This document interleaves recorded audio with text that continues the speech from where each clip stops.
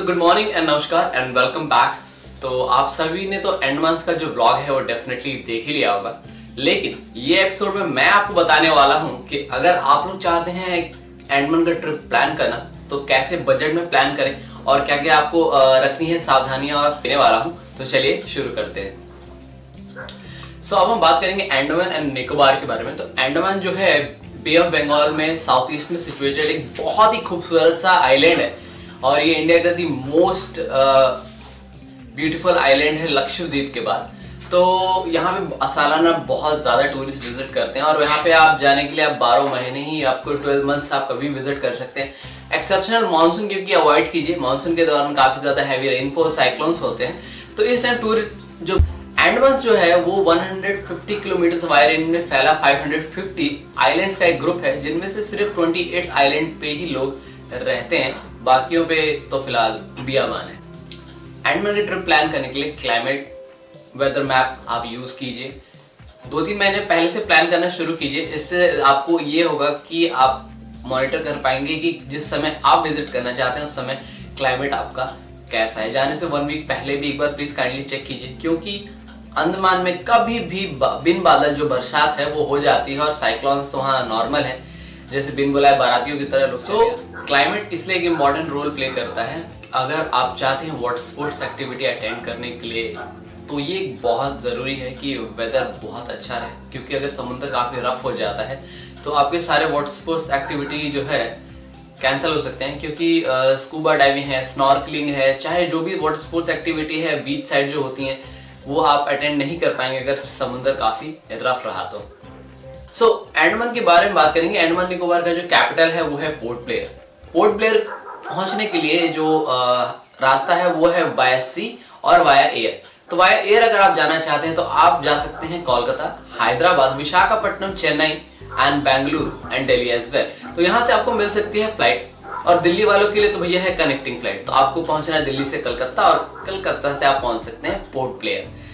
तो अगर आप चाहते हैं कि आपके फ्लाइट्स के टिकट अगर आप जो बुक कर रहे हैं वो आपको कम पड़े तो प्रायरली आप 2-3 महीने पहले से बुकिंग करके रखें, तो आपके फ्लाइट्स के जो कॉस्ट रेट है वो आपको संभावना है कि कम मिल सकती है। और अगर आप चाहते हैं कि बाय सी आने के लिए तो आप बाय विशाखापट्टनम, चेन्नई या कोलकाता से आ सकते हैं, जो कि आपको 1 वीक का टाइम लगता है पोर्ट ब्लेयर पहुंचने के लिए। और जो क्रूज शिप्स हैं उनके कॉस्ट आपको पड़ सकते हैं पर पर्सन 30 to 45,000 पर पर्सन के। हिस्टोरिकल एस्पेक्ट्स के हिसाब से बात करें तो यहाँ पे है आपको Cellular Jail, Netaji Subhash Chandra Bose Island, Viper Island and Mount Harriet. तो यहाँ पे आप जा सकते हैं। यहाँ पे जब आप फर्स्ट दिन पोर्ट ब्लेयर पहुंचते हैं तो इन लोकेशंस को आप कर सकते हैं एक्सप्लोर।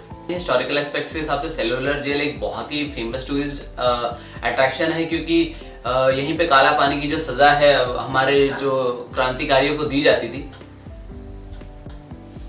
अगर हम बात करें अंडमान निकोबार की फ्लोरा एंड फौनास की, तो यहाँ पे सालाना जो बारिश है वो हमेशा मानसून के टाइम पे बहुत ज़्यादा होती है। तो लेकिन यहाँ पे औसतन जो तापमान है वो 23 डिग्री सेल्सियस से लेकर 32 डिग्री सेल्सियस तक मैक्सिमम रहता है। तो पूरे 12 महीने पूरे 12 जो है पूरे साल भर यहाँ पे क्लाइमेट बहुत ही प्लीजेंट रहता है, घूमने के हिसाब से बहुत ही बेस्ट वेदर है। और एक प्रो टिप मैं आप लोगों को देना चाहूंगा कि अगर आप चाहते हैं अंडमान का ट्रिप प्लान करना बजट में और आप चाहते हैं कि कौन से मंथ में मैं ट्रैवल करूं ताकि जो है मुझे जो है खर्चे कम पड़े, तो मैं वो भी आपको बताने वाला हूं, लेकिन वीडियो के एंड में।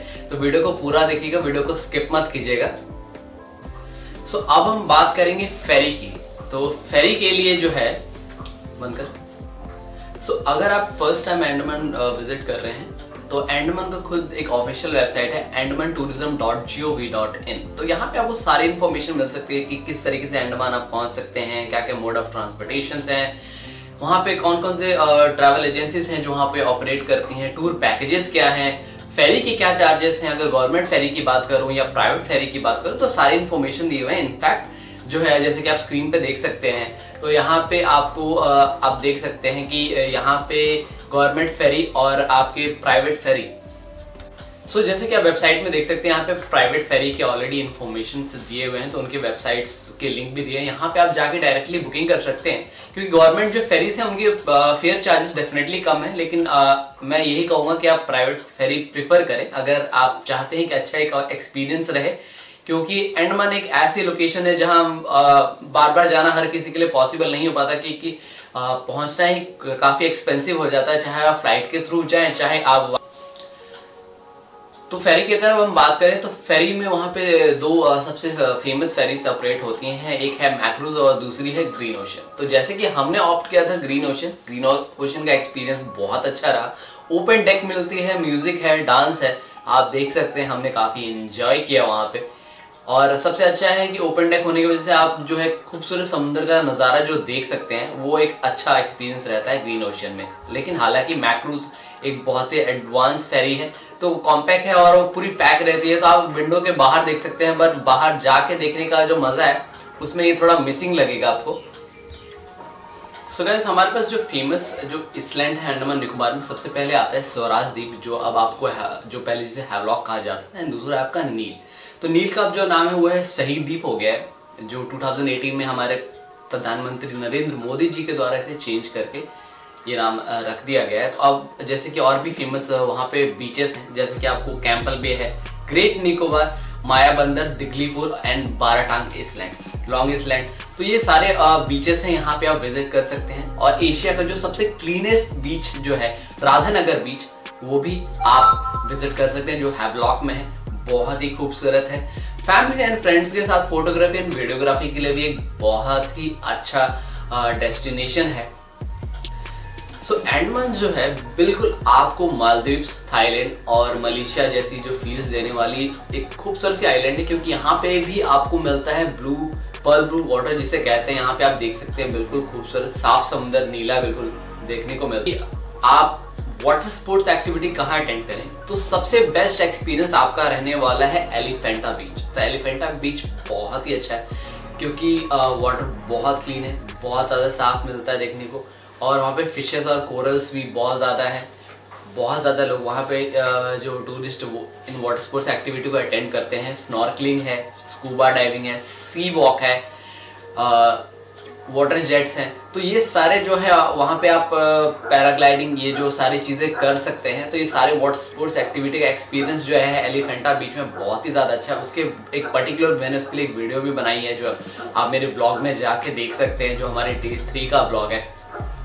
सो जैसा कि मैंने आपको बताया था कि मैं आप लोगों को देने वाला हूँ प्रो टिप, ताकि आप लोगों का बजट जो है दोस्तों सेव रहे। तो कौन सा वो मंथ है जिस टाइम आप ट्रैवल करें ताकि आपका खर्चा कम पड़े। तो देखिए, मैं आपको बताता हूँ कि दिसंबर से जनवरी, फरवरी और मार्च और अप्रैल, ये वो मंथ है जहाँ पे इस टाइम पे जो टूरिस्ट सबसे ज़्यादा विजिट करते हैं। इस टाइम पे आपको सारे ही चीज़ों के कॉस्ट जो है नॉर्मल डेज के हिसाब से फिर भी थोड़े से ज़्यादा मिलते हैं। तो अब हम बात करेंगे कि मानसून वो मंथ है जिसमें आप अगर ट्रैवल करते हैं, तो ट्रैवल करना थोड़ा रिस्की हो सकता है, क्योंकि बिन बादल बरसात तो कभी भी दोस्तों यहाँ हो सकती है। लेकिन इस टाइम पे टूरिस्ट काफी कम ट्रैवल करते हैं, तो अगर आप करते हैं इस टाइम ट्रैवल, तो आप कर सकते हैं बहुत ज्यादा पैसा सेव हर चीज पे। चाहे वो होटल्स की बात करें, आप वाटर स्पोर्ट्स एक्टिविटी की बात करें, क्योंकि बहुत कम लोग आते हैं तो चार्जेस भी जो है आपको कम मिलते हैं। एक्सेप्शनल फेरी के charges through out the year अगर मैं कहूँ तो वो सेम रहते हैं, उनमें कोई फ्लक्चुएशंस नहीं होता।